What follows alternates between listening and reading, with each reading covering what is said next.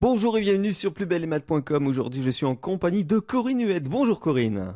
Bonjour Alors, on Lionel. va parler des 5 erreurs de base à ne pas faire en mathématiques. Et toi, tu es spécialisé plutôt sur la partie lycée.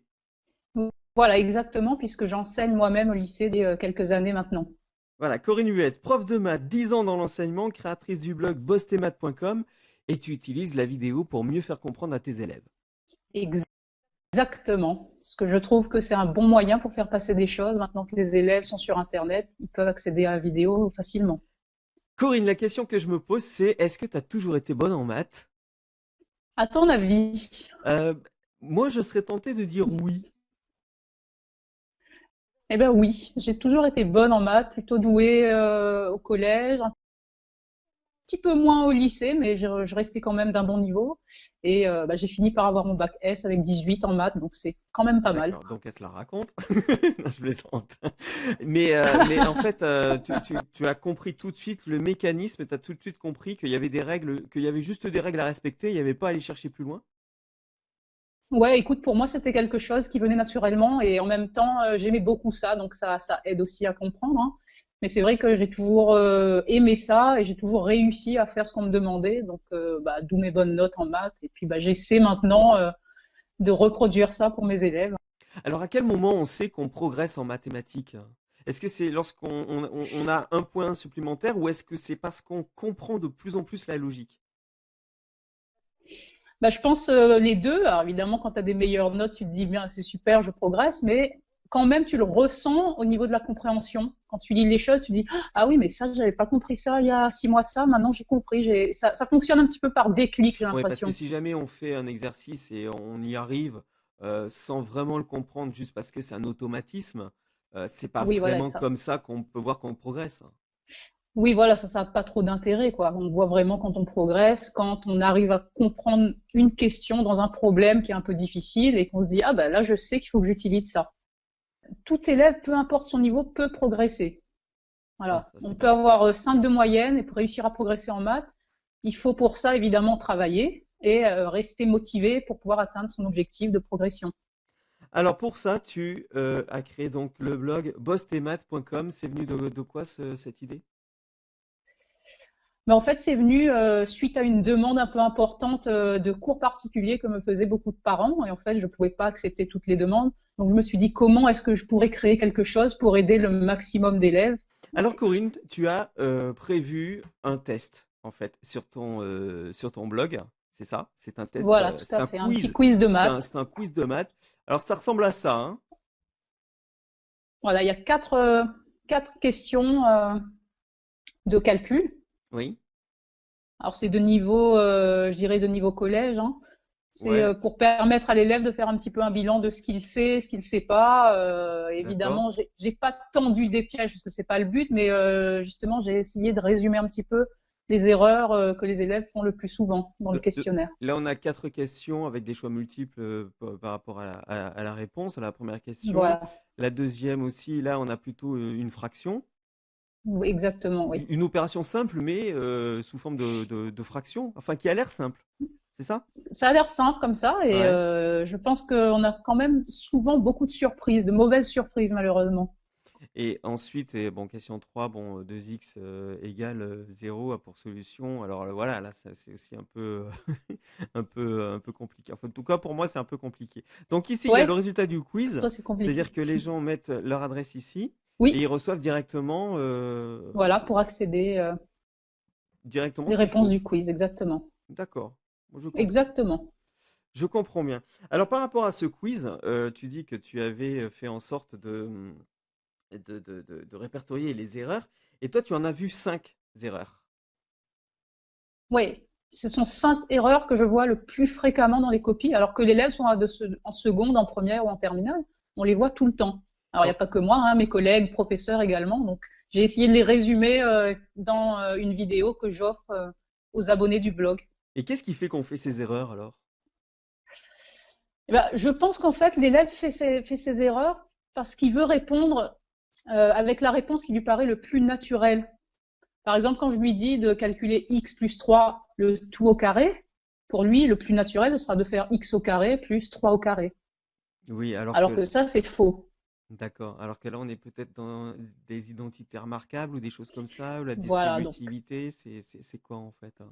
oui, oui, donc c'est effectivement c'est des identités remarquables hein, qui font souffrir beaucoup d'élèves et moi je me bats contre ça. J'aimerais que quand on arrive au lycée, les élèves sachent calculer ce genre d'identité remarquable sans faire d'erreur. Moi, j'ai fait une révision sur ça puisque j'ai écrit un article là-dessus. Et c'est vrai que Oui, quand je suis retourné sur ton blog, j'ai dit, ah mais oui, mais c'est pour ça que j'avais pas compris parce que oui, identité remarquable, quoi. Ça veut dire que ça se voit ouais, tout de suite. Et c'est ouais, grâce à ça qu'on évite de se dire, mais comment je vais faire? Comment je vais y arriver? et ouais.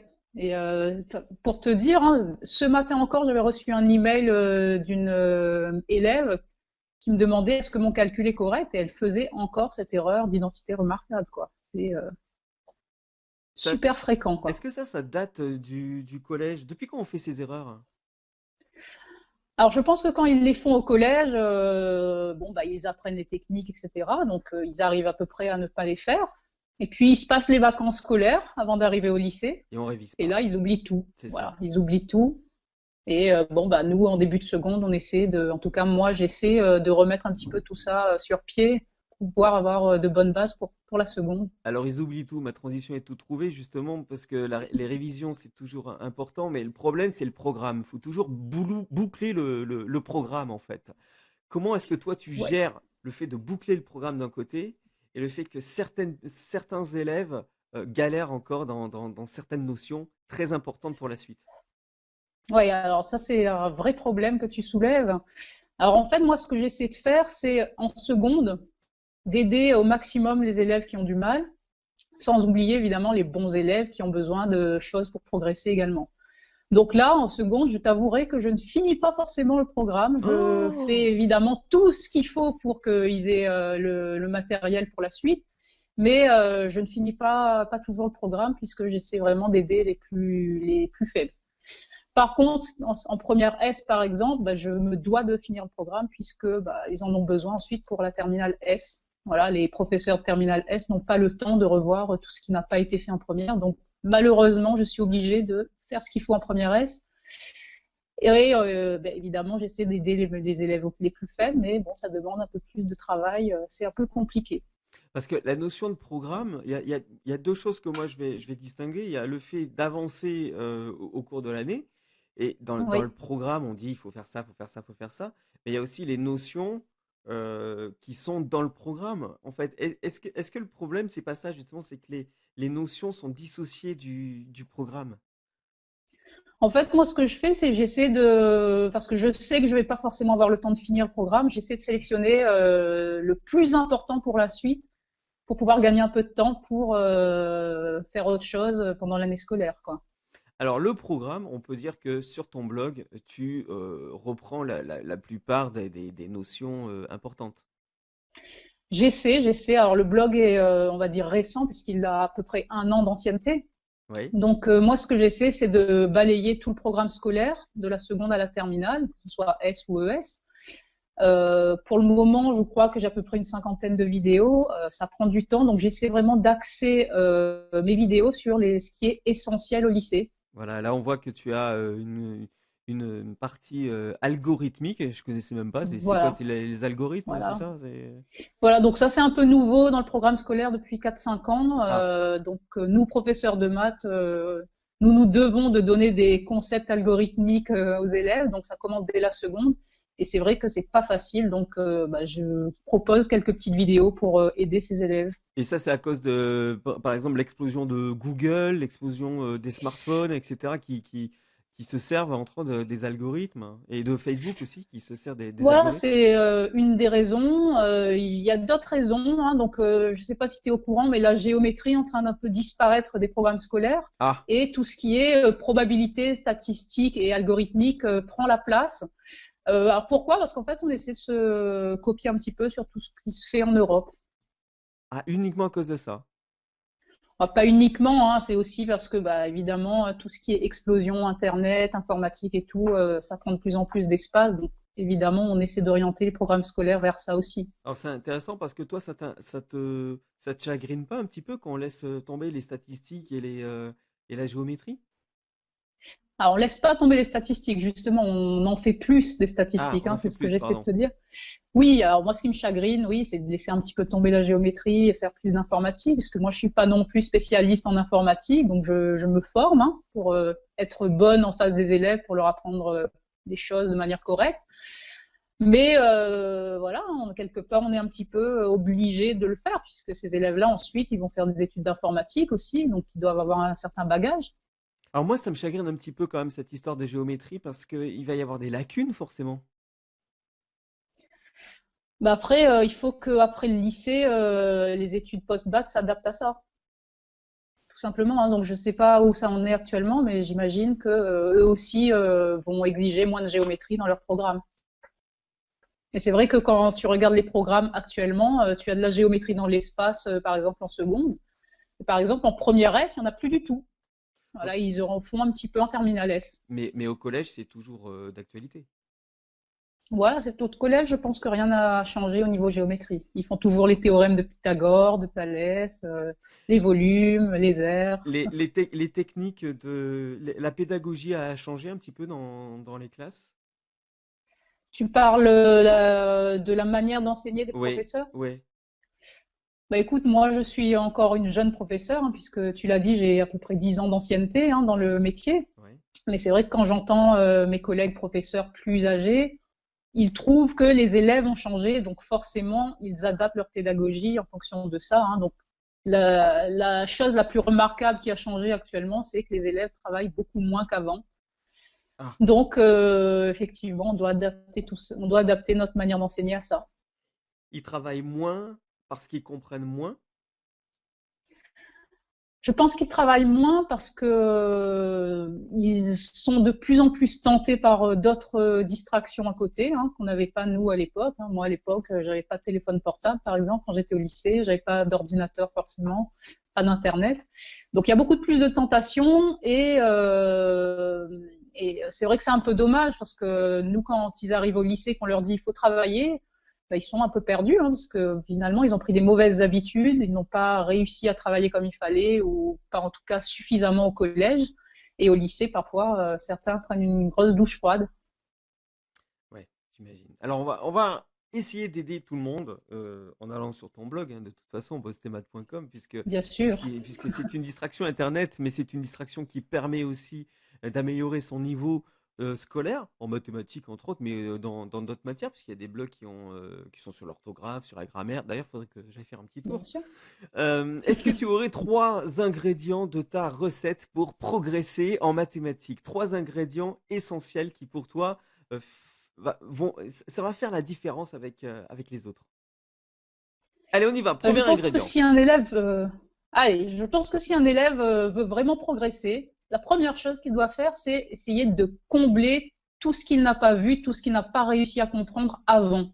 Donc de combler ses lacunes, parce que si par exemple il ne sait pas additionner deux fractions, bah, ça va lui poser problème quand il va être en seconde et même après. Donc il faut vraiment qu'il revoie tout ce qu'il n'a pas réussi à comprendre avant. Alors ça demande un peu de temps, il ne faut pas hésiter à revenir sur tout ce qu'il a vu au collège, mais une fois qu'il aura de bonnes bases, il pourra réellement progresser. Alors là, ça se détecte assez facilement sur l'addition et la soustraction, mais est-ce que parfois les lacunes peuvent être plus difficiles à déceler? Alors moi concrètement, quand je vois des copies d'élèves, je vois tout de suite où sont les lacunes. Donc c'est tout ce qui est sur le calcul numérique, donc fractions, même des trucs simples pour faire moins 6 plus 2, tu vois, Ouais, d'addition de nombres relatifs. ouais, Parfois, certains élèves n'arrivent pas à le faire arriver au lycée. d'accord. Ensuite, il y a des lacunes au niveau calcul littéral. Donc, littéral, ça veut dire avec des lettres. Donc, tout Ouais. ce qui est équations, les identités remarquables. Et évidemment, revoir ces lacunes en géométrie, même si ça tend à disparaître, on a quand même besoin encore du bon vieux théorème de Pythagore, hein, et puis de savoir calculer des aires et des volumes. Hein. Donc, le premier ingrédient, c'est de combler ces lacunes. Le deuxième Ouais. ingrédient. Alors, le deuxième ingrédient, c'est que je vois souvent des élèves qui sont un peu stressés quand ils arrivent en contrôle et qui me disent, oui, vos devoirs, ça n'a rien à voir avec ce qu'on a fait en classe, c'est beaucoup plus dur. Donc, Ah, qu'est-ce qu'il faut faire? alors Parce qu'il y a de nombreux élèves qui sont dans ce cas-là, hein, pas seulement les miens. Je reçois souvent justement des emails d'élèves qui sont désespérés. Et en fait, ce qu'ils ne font pas, c'est des exercices d'approfondissement pour préparer leur contrôle, des problèmes qui englobent un peu tout le chapitre. Donc moi, je conseillerais à ces élèves-là d'aller vraiment voir, par exemple, en fin de chapitre dans le livre, des exercices d'approfondissement, des problèmes, et puis même de trouver des devoirs sur Internet pour pouvoir s'entraîner Alors, à justement à ça. alors je rebondis là-dessus parce que faire des exercices c'est une chose, mais le corriger, il le trouve comment? Alors, soit moi, quand ce sont mes élèves, je leur dis de préparer un petit peu à l'avance et de me poser les questions pendant la semaine. En général, je leur dis, bah, votre contrôle, ce sera dans une semaine, donc ils ont quand même le temps de prévoir. Soit ils vont sur Internet, il y a une foultitude de sites Internet qui proposent des devoirs avec des corrigés. Enfin, bon, je pense que s'ils le veulent vraiment, ils pourront trouver des corrigés. Et tu te sers de justement leurs questions pour ton blog, pour faire une vidéo par Ah exemple? oui, tout à fait, oui, oui. Donc moi, les vidéos que je propose portent essentiellement sur des choses qui sont vraiment importantes au lycée et difficiles à comprendre. Mais j'ai également des demandes d'élèves qui me disent, Madame, est-ce que ce serait possible de faire telle vidéo puisque j'ai pas compris ça? Et donc, bah, j'essaie de satisfaire ces demandes. Et alors le troisième ingrédient, alors c'est un petit peu étonnant pour moi, mais c'est justement, Bah, d'améliorer la rédaction. Voilà, donc c'est vrai qu'au lycée, les professeurs sont plus exigeants sur la rédaction, hein. On ne peut pas confondre donc avec car, par exemple. C'est vraiment quelque ouais. chose d'important. On fait des maths, les maths c'est une science exacte, on n'est pas approximatif, et donc c'est vrai que moi j'insiste beaucoup auprès de mes élèves. Je voudrais qu'ils arrêtent de mal rédiger, je voudrais qu'ils fassent des efforts là-dessus. Si on leur demande par exemple de montrer que f de x est égal à telle expression, Oui. s'ils m'écrivent sur leur copie f de x égale telle expression, je leur dis ben non, tu pars du résultat, c'est pas ça. Ah oui. On part de je ne sais quoi pour arriver au résultat. Est-ce que justement c'est à cause de ce problème de rédaction qu'on peut ne pas comprendre l'exercice? Parce que si on part du résultat, justement on se dit mais il y a quoi à trouver? Eh ben, ils arrivent finalement à trouver quelque chose d'évident du style 2 égale 2. Donc ça, c'est quelque chose qu'on voit souvent sur Pythagore, hein. Ils partent à l'envers, en fait, ils partent du résultat et à la fin, 2 égale 2. Donc c'est voilà, c'est vrai qu'il y a une erreur de raisonnement, hein, et il y a une erreur de rédaction également. Alors Corinne, comment ça se passe? Parce que toi tu es d'un côté professeur, de l'autre tu es blogueuse, donc tu fais des vidéos sur ton blog, des vidéos, je crois que tu m'as Oui. dit que ça faisait 3 heures, c'est ça à peu près pour faire une vidéo? Oui, ça prend quand même pas mal de temps puisque bah, il faut tourner la vidéo, puis après il faut monter la vidéo, et puis je propose à la fin des vidéos souvent une feuille d'exercice pour que les élèves s'entraînent. Donc ça prend du temps de taper la feuille, de taper le corrigé. Donc oui, on va dire en 3 et 4 heures pour faire une vidéo. D'accord. Donc tu trouves le temps comment? Tu t'organises Je peut-être? trouve le temps. Alors en fait, je donne évidemment priorité à mon métier de professeur, hein, puisque c'est quand même mon métier principal. Et j'essaie de m'accorder une petite demi-journée dans la semaine pour alimenter le blog, faire une vidéo et puis faire tout ce qu'il y a à faire sur le travail de blog. Alors quels sont tes projets? Alors, des projets, eh bien, je vais essayer d'aider des élèves encore. Donc, je vais essayer de leur proposer une méthode, une formation pour qu'ils puissent gagner, on va dire, 3 points de plus à leur devoir de maths en un temps limité. Donc, je vais essayer de mettre ça en vidéo, essayer de leur proposer une formation pour progresser rapidement en Et maths. là je vois comment arrêter de faire ces 5 erreurs de base pour améliorer la moyenne. Voilà, et donc j'invite vraiment tous les élèves qui visitent le blog à entrer leurs coordonnées. Et donc, en entrant leurs coordonnées, ils s'abonnent au blog et je leur envoie donc cette vidéo pour qu'ils essaient d'arrêter de faire ces erreurs qui leur coûtent des points finalement dans les contrôles. Ils accueillent ce blog comment tes élèves? Alors, je leur avais pas forcément dit l'existence de ce blog avant un an, hein, puisque je voulais quand même qu'il y ait un peu de contenu. Donc maintenant qu'ils sont plus ou moins au courant, bah, ils sont plutôt contents de voir leur prof de maths en vidéo, hein, ça fait toujours plaisir. Et puis j'ai quand même des retours positifs de certains élèves qui guettent la vidéo suivante de semaine en semaine. Et j'ai même des retours positifs des parents d'élèves, donc là je suis quand même très contente. Et justement, comment tu l'as fait connaître ce blog? Ça a été quoi Euh, ta, tu, ta, ta, ta, avec ta mes élèves, stratégie pour le faire connaître alors bah, déjà il y a le bouche à oreille qui Ouais. fonctionne beaucoup, hein, puisque je travaille dans un lycée avec beaucoup d'élèves, Ouais, tu as beaucoup de déjà un classes. réseau, quoi, Donc quelque bah, part. dès Donc, qu'il y a une Bah, ils se connaissent un peu tous, donc quand un élève a un problème de maths, il va lui dire oui, bah, va voir ce blog là, c'est ma prof de maths, etc. Donc je pense que ça se communique comme ça dans le lycée. Et puis sur Internet, eh bien, j'essaie un petit peu de le faire connaître en intervenant sur des forums, sur des sites, en aidant les élèves tout bêtement, hein, et en leur disant, bah, écoutez, si cette aide-là vous a apporté, vous pouvez venir voir mon blog. Postemath.com, vous allez trouver, c'est une mine d'or de Voilà. renseignements pour progresser en mathématiques. Si vous avez des questions, c'est juste en dessous Voilà. que ça se passe sous la vidéo. Vous pouvez aussi partager cette vidéo. En attendant, on va leur dire que ben, les mathématiques, c'est un jeu. Il suffit juste de connaître les règles pour gagner. Voilà. Bon courage à tous les Salut élèves en Corinne, tout au cas. revoir. Au revoir à tous. Au revoir Lionel.